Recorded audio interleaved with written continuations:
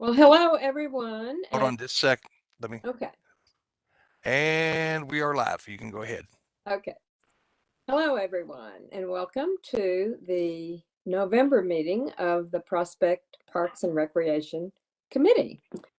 I am filling in today in Linda's absence, and I think I know most everybody on the call, but in case there's someone that's on that doesn't know me, my name's Carolyn Embry. I'm a member of the Parks Committee. And I don't know whether all of you know, probably don't know, that Linda's mother passed away last week. And so our thoughts go out to Linda and her family during this sad time. As anybody that knows Linda might imagine that even as she was preparing to leave town, she was able to put together extensive briefing notes for me. So that's just one more indication of Linda's dedication and her passion for the parks. So we'll just start through the meeting agenda and beginning with the approval of the minutes. Does anyone need any more time to review the minutes? They were sent out electronically last week. No. No. Are there any additions or corrections to the minutes? Hearing none, they will stand approved as written. Next, we have the mayor's update. Mayor Evans, do you have some good words for us? Well, I guess the good word is that we have been consulting with KIPTA about the use of our ARPA money. We're still doing that. It appears at this point that many of the parks projects will be eligible for using that substantial amount of money that we've received. And other than that, I have hired an architect, Studio Kramer. Stephen Ward is the architect. We're designing the pavilion for Little Hunting Creek Park. And without looking at my calendar, I believe we have a meeting with him day after tomorrow. He and Herb Schillefer and I, to see where he is with that. Beyond that, let Sarah, at whatever time she chooses, talk about where things stand with the playground and the grant. I'm sure she'll tell you all about that, so I won't get into that. And other than that, I don't have anything much to report of interest to the parks. Okay, thank you, Mayor Evans. Next on the agenda is Parks Update, and this is where I need to refer to Linda's good notes. So I'm going to be reading what she has written up for that. First of all, the ICF invasive removal work. The budgeted work completed in Harrods Creek Park includes stump cut and treated along red and green trails, foliar sprayed along the upper blue trail in areas previously cut and treated, and then future work, if the budget allows, foliar spray red and green trails next summer after wildflower bloom. Also, additional work could be done along the Orange Trail. Then in Putney Pond, about half of the budgeted work is completed.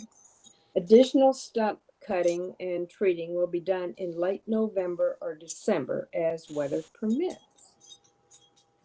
And then the Harrods Creek Park Bridge project, the draft report received from OHM Advisors, which is being reviewed before the final report is issued and presented.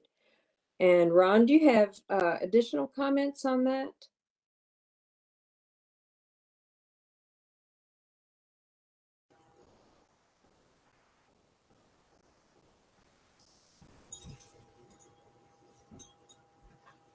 Ron, can't hear you.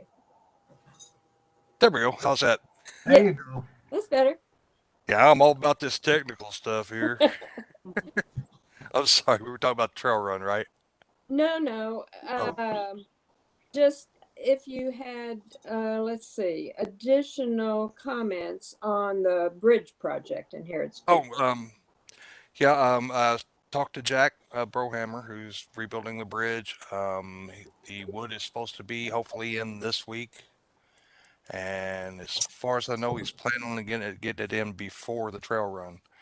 I did make him aware that trail run is the 21st, and that we'd have to have an open passage, so it's either got to be before or after.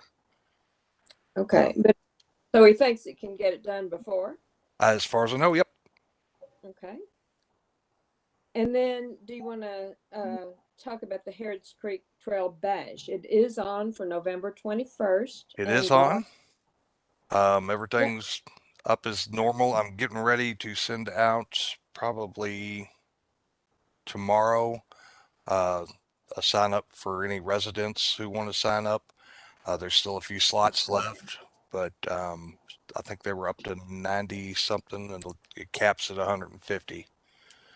So we'll send out, see if anybody else wants to get in it. But other than that, we've gotten everything lined out. Everybody knows what they're supposed to do, and as far as between the city and the organizers. and I think if anybody wants to volunteer, they can contact Mackenzie Browning. And I think her email address was sent out electronically, but it's Mackenzie, McKenzie at DC Racing, no, DCRaceTiming.com. So Mackenzie at DCRaceTiming.com.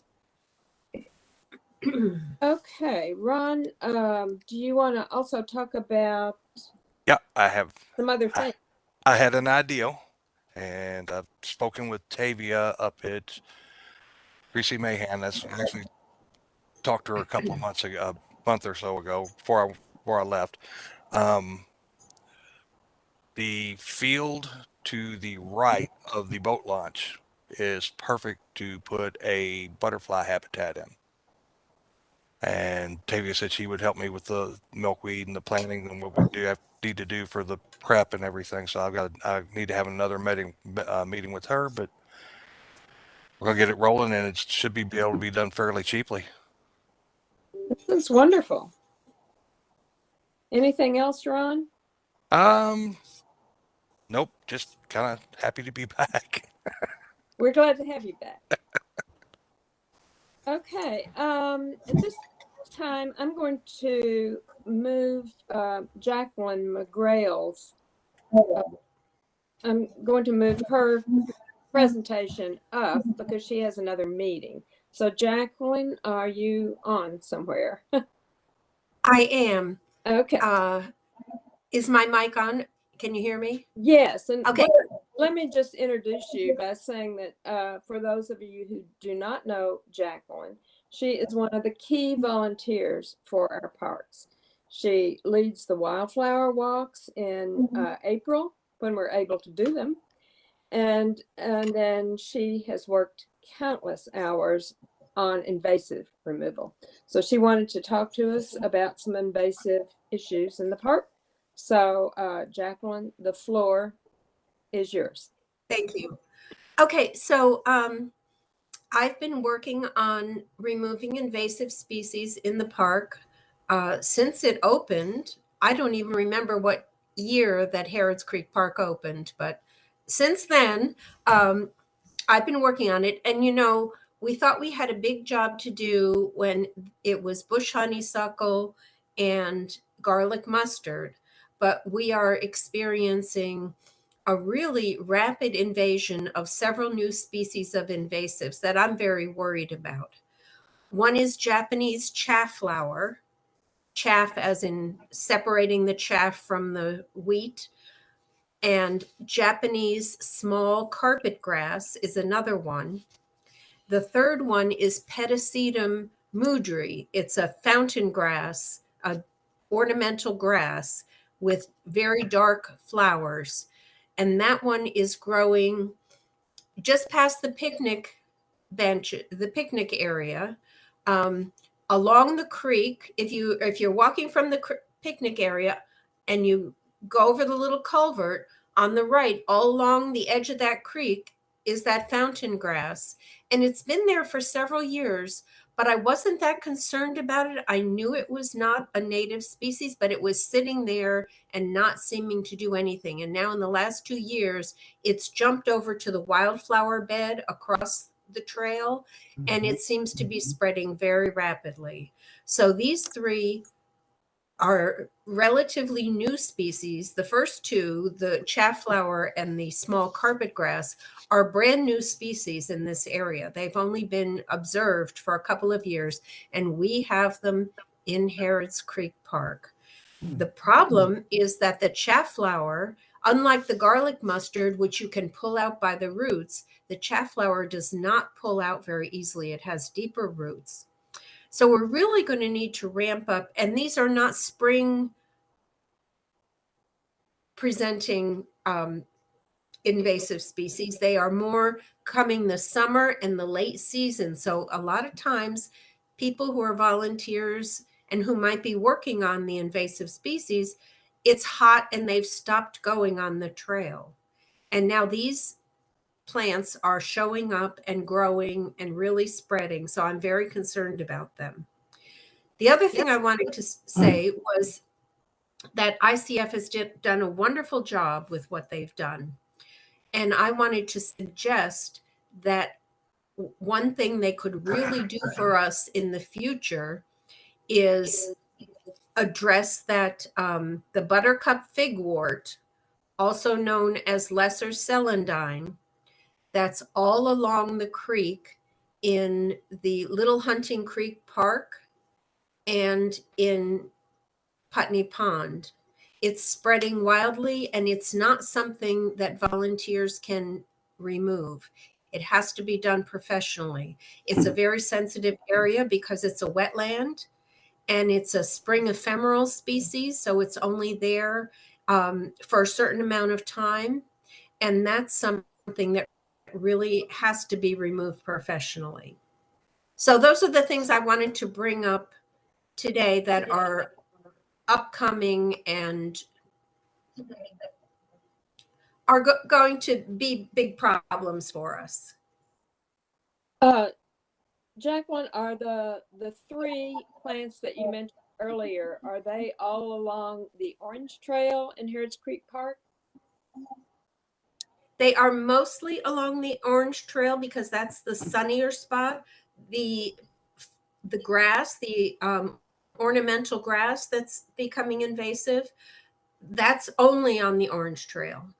And the carpet grass is only on the Orange Trail. I have seen scattered Japanese chafflowers on the Blue Trail as well.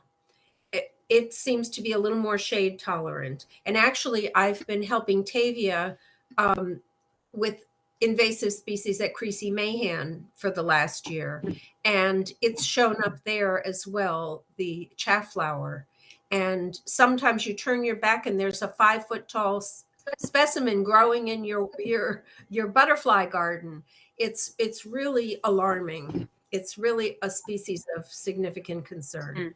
Well, we appreciate that report, Jacqueline, and certainly appreciate all that you do in the parks. And this is a subject we'll have to take up at another meeting just to see how we can address these concerns. And I will write up my notes and email them to Linda so that you can take it up at a future date. that would be very helpful. So thank you so much for being on the call. You're welcome. Good to see you all. You too.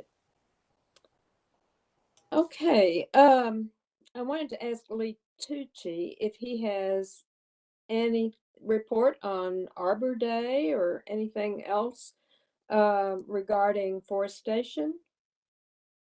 Yes, I can report that for Arborfest, we distributed about 45 trees to residents. There are a few trees left over. I don't know if Ron and his team could plant them in Harris Creek Park or not. We had a nice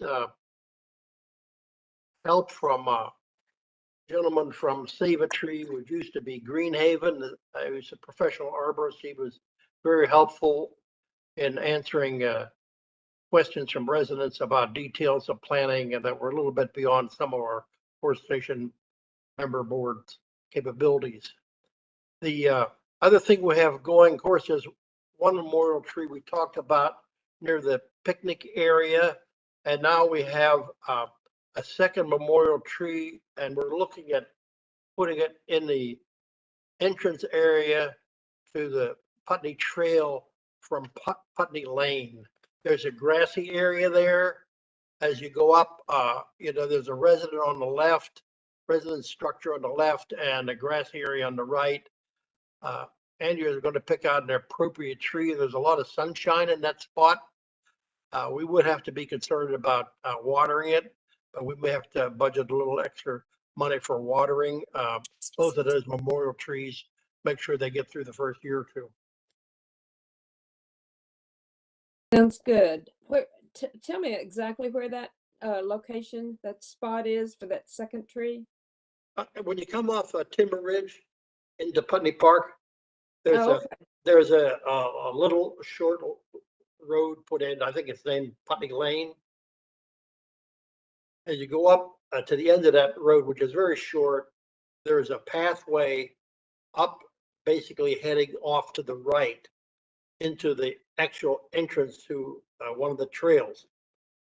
And to the right of that pathway, there's a grassy area, fairly good size. We haven't been planning there, but it would be a suitable place. There's plenty of sunshine. Andrew will pick out an appropriate tree. The person that already donated the money for the tree says that it would be up to Forest Station Board and Parks, whatever, to pick a suitable location and a suitable tree. They just want to have the tree. sure. And the only other thing to mention, she mentioned a note that husband of the person that's being remembered maybe has some kind of access handicap. They wanted a location to be accessible. Well, that's about the most accessible location I can think of. You can actually just stand at the end of that Putney Lane and see the place. Mhm. You wouldn't even have to go up the hill. And there is a little walkway right there. Okay. All right. Thank you, Lee. Let's see. Sarah, I don't know if you have anything to add about the playground. The mayor said that you might want to comment. Yeah, that was my fault. I had forgotten that there was a 4-hour-long meeting with the Land and Water Conservation Fund Board. It was probably 2 or 3 weeks ago, and every city, there were a little over 30, gave a 5 to 7 minute oral presentation to the people who decide what things get funded, what they send up to the National Park Service to approve. They went into an executive session after that to discuss it, but they traditionally know their funds at that time, and they don't because it's in the general budget, which is up with Congress, which is currently not passed. And it looks like maybe they'll get to it around December, and hopefully not later than that. But so it is tied up, and so they don't know how much money they have, which means they don't know what projects they can allocate to the dollars. It basically pushes back the timeline, not of finding out if we get the grant. They still think that'll be sometime between the budget passing with Congress and a public announcement by the governor in March. So that time frame is about the same, but the grant director did clarify that it's about a 6-month delay in funds being available for expenditure, i.e.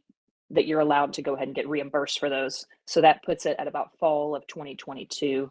So that's why I think it's real big that the mayor was talking about that the ARPA funds appear to be usable for almost anything we wanted to do in the parks, but in particular Little Hunting Creek Park as well. So it may be a little late to be able to get the Land and Water Conservation Fund grant, but we are still there with it, and everybody's in the same boat as us. The highlights are you cannot use ARPA funds as the federal match for the Land and Water Conservation Fund. So that's just another piece to think about.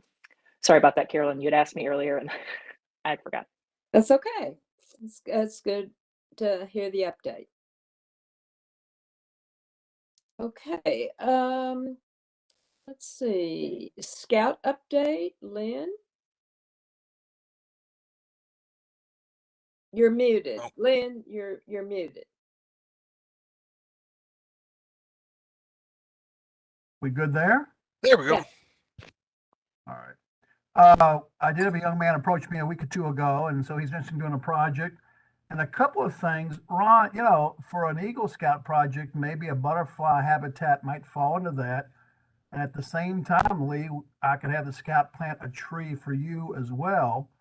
Timing right now, at this time of year, it takes a while to get these things written up. And so things being written up for Eagle projects now would most likely be projects that would be carried out sometime in the spring. If that timetable would work and we think the work is sufficient, we might be able to make this thing happen if it'll help the city in those two areas. So just a thought. Do we have any projects in mind? I have a suggestion. I was talking to Ron about it today when I stopped in. There is a spot that's remaining consistently wet down on the red trail that someone kindly put stones that you can walk on it. But I've noticed every time I've hiked down there, it's very marshy around it. I'm not sure if the stones are the best solution. If we need to look at having another either walkway or bridge put in down in that area. That would be possible. Okay, bridge is out of the question. Okay. Right there. We've already learned that lesson. Yeah. Especially right there because you're right next to the creek out right there. So, but we can figure something out. Yeah, that's another item for a future meeting then. I think Well- Stuart had something. Stuart, did you? Yeah, I think there's a spring that comes out onto the red trail if it's the area I'm thinking about. And periodically, you just have to create a drainage channel for that. So I'll try and come out in the next couple weeks and take a look at that and see if I can fix it. Okay. That'd be great. Okay. Thanks, Stuart. Yeah, let us know what you find when you take a look at that. All right, I think that is most of the agenda. Next meeting time, Linda had said that she's not sure that we even need a meeting in December. And in January, we'll have to plan around Martin Luther King Day. So she will plan on just getting back with everyone about the next meeting time and date. Is there any other business or comments or concerns? I had one other question on the memorial trees. How much does that run if someone wanted to do something like that? We're asking people who want to donate memorial trees $300. And that covers the purchase cost of the tree, the planting of the tree by a commercial service, which we've used several times, and a gator bag to help with the watering, and a protective wrap, a little piece of plastic that goes around the tree trunk to discourage the deer from scraping on it. Okay. So, and even at that point, we're probably a little less than $300. Okay, thank you. Lee, while I've got you, the Stover plaque is ready to go. It's Oh, that's great. Yeah, it's mounted and everything. So all right. That's the first memorial tree that would go up by the picnic area in Harrods Creek Park. A very nice location. Thank you, Ron. You know, Carolyn, sorry, just one last thing while we were talking about the trees, and it just got me thinking what Jacqueline was saying with the invasives. I don't know if anybody at the parks or in tandem with forestation or the city, I have no idea. This just as an idea came to me about doing like a save a tree campaign, like once a year or something, i.e. like you put that money towards invasive removal and people can come plant something smaller than what you all give away for Arbor Day, because I think that would get expensive. But I don't know, some kind of raise some more funds for that kind of extra invasive stuff under the umbrella of save the trees, and come plant a tree if you want, something like that. Since the invasives are not going to give us a break, it seems like.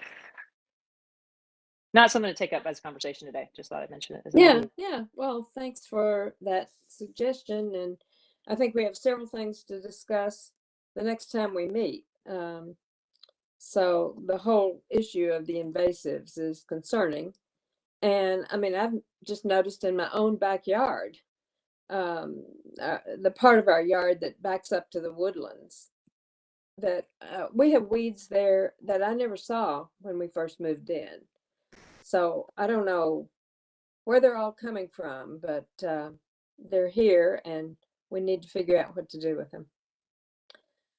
Well, there being no further business, then I guess we can adjourn the meeting. Is that good with everybody? Do I have hear a motion to that effect? So moved. A second? Anybody second it? I'll second. Everybody, All right. All in favor of adjourning the meeting? Aye. Aye. All right. Thanks for coming. Hey, Lee, could you hang on, please? Sure. Have See a you great all. holiday, Bye. folks. Night. So yeah, you guys too. Thank you. Have a See you great guys. holiday. Good to see you, later. Stuart. Bye. Hi, guys. Bye.